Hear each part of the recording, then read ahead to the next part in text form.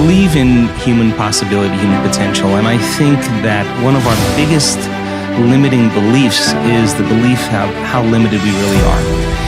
And so my interest is to give people the science to begin to understand how powerful they really are.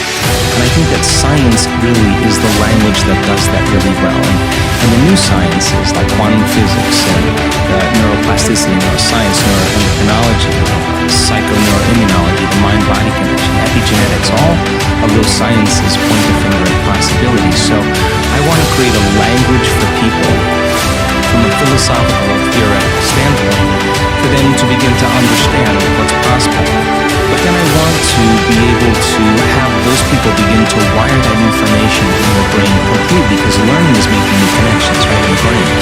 But remembering is maintaining and sustaining those connections, and it's so much easier to lose our vision than to remember it, right? So then we have to begin to hardwire the brain or install the neurological hardware in preparation for an experience. So the more people understand what they're doing and why, then the how gets easier. So I want to then set up the conditions in an environment, in a workshop where people can begin to apply or personalize what they learn so that they can have an experience. An experience then further enriches the brain, but the prize of an experience is an emotion.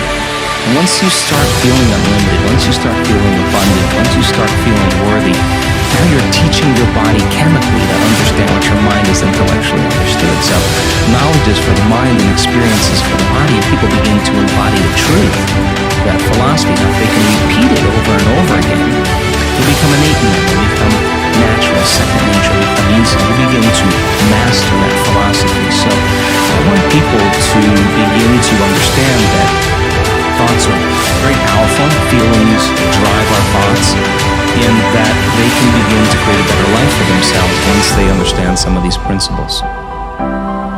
I think we're living in such an amazing time right now. I mean, if you are not being challenged in some way in your life, you're not alive. And all of this is an initiation. And I don't believe that you have to go to any school of ancient wisdom perched in the Himalayas for information or training any longer. If you see your life as the school, as the initiation, then you can no longer be a victim to your life. You're going to have to meet the challenges in your life from a greater level of mind, greater than the mind that created. And so there have been plenty of peer-reviewed articles on the power of peace-gathering projects that lower crime, that lower trauma incidences of death and economic growth. It's all related to what's happening right now for us.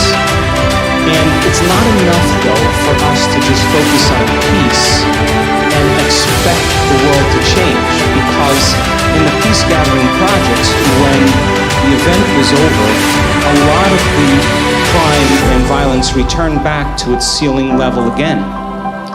It's more important for us not only to embody that peace and feel it, but then to demonstrate it. And when we begin to demonstrate it, I think we give people permission to do the same. That means that we can't be preaching peace and then be stuck in traffic and, flipping people off or arguing with your coworker. You don't get to stand up for peace if you have conflict in your life. So when we start that self-contemplative process of looking within, and instead of judging someone or something, look to see if there's an aspect of ourselves within that person or in that situation that we may need to change. And if we're all doing that at the same time, something greater, a greater consciousness is going to emerge. And so I believe that it should never be about a person. It should be about principles. When we stand up for principles, that creates community. Because you could be one belief or another belief, but if you're sharing the same principles, it's your joy and freedom and cooperation and connection. That's what builds communities. So then, everything in our world right now is reminding us of separation. Whether it's war, whether it's violence, whether it's political deceit, whether it's prejudice, all of those things cause us to live by those stress hormones. And when we're living in that state of survival, we're not trusting. and we become more selfish. So then, starting our day asking ourselves, what would be the greatest expression of myself I'd like to present to the world? And then making the choice to not get up until we are that person, I think that begins to demonstrate greatness. And when there is adversity and when there are challenges in our life, the question, of course, becomes, how do we become supernatural? And that means we're going to have to do what feels unnatural at first. When everybody else is in poverty and lack, that's the time to give. When everybody else is in fear and vigilance, that's the time to show courage. When people are angry, hating, and prejudiced, that's the time to show compassion. People are competing to rush to get to the top. That's the time to change your energy and draw the experience to you. And if you keep doing what's unnatural over and over again, sooner or later you're going to become supernatural. You were up and dressed and ready to go before your parents were up. You know why? Because you knew something unexpected was going to happen. That's how we should live our lives. Waking up with the understanding to expect the unexpected.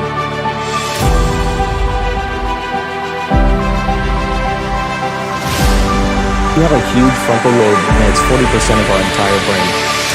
And most people, when they have a thought, they just think that that's the truth. And I think one of my greatest realizations in my own journey is just because you have a thought, it doesn't necessarily mean it's true.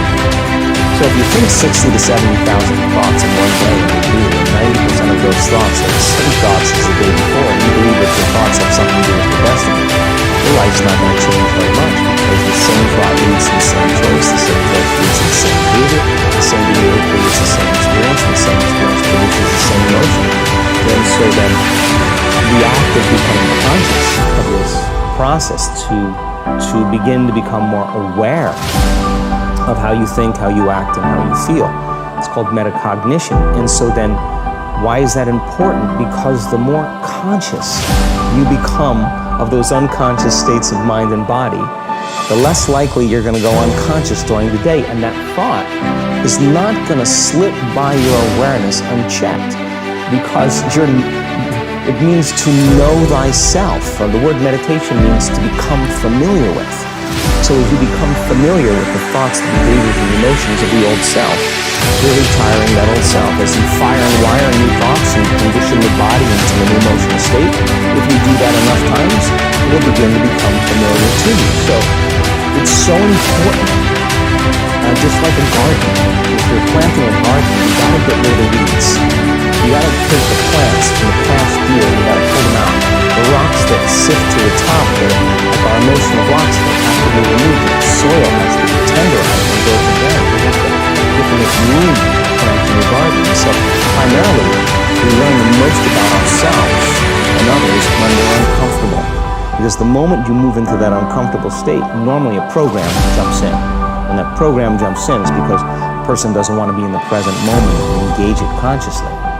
So when you teach people how to do that with a meditative process, it turns out that when they're in their life, they're less likely to emotionally react.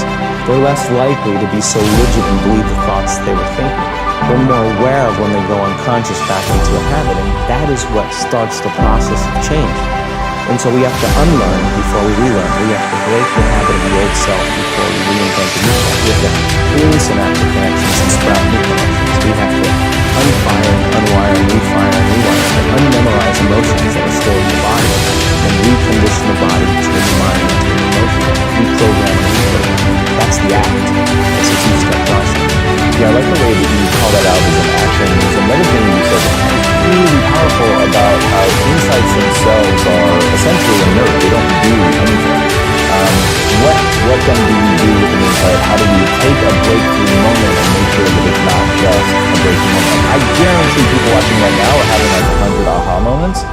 For sure, that was definitely the case for me as I was researching it. And when you said that, I was like, and that's the danger, that you have the aha and then nothing. Yeah, and it is a danger, because then people will shrink back into mediocrity, and they'll use the insight to excuse them from taking a leap.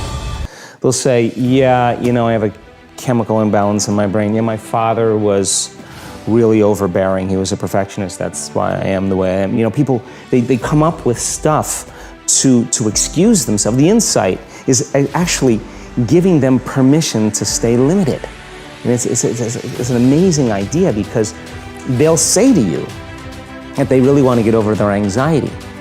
But let's take your ex-husband, let's put him in a straitjacket, let's duct tape him and shoot him to the moon. Now what? I mean, what are you going to do now? You still have to make those changes. And so then when the person's enemy dies, or something shifts in their life, and that person's gone, they'll find another person to hate. This is just how we function as human beings. We just slide another reason to feel those emotions. So I think when people start to understand this, you know, I think knowledge is power, but knowledge about yourself is self-empowerment.